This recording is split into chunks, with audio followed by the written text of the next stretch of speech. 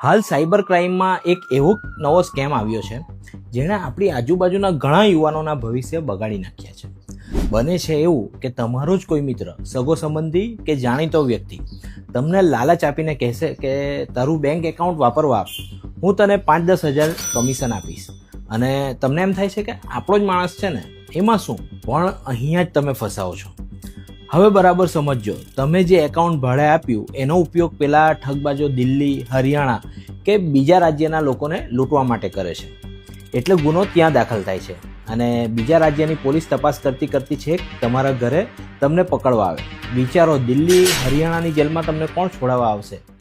એટલે મારે ખાસ માતા પિતાને કહેવું છે કે તમારા દીકરા પાસે અચાનક પૈસા આવવા માંડે તો તપાસ કરજો. અને મિત્રો, સાચો મિત્ર એ જ છે કે જે બીજાને બચાવે. તમારા ગ્રુપમાં કોઈ આવું કામ નથી કરતું ને, જો કરતું હોય તો તેને આજે જ અટકાવજો, નહીંતર એનું ભવિષ્ય રોડાઈ જશે.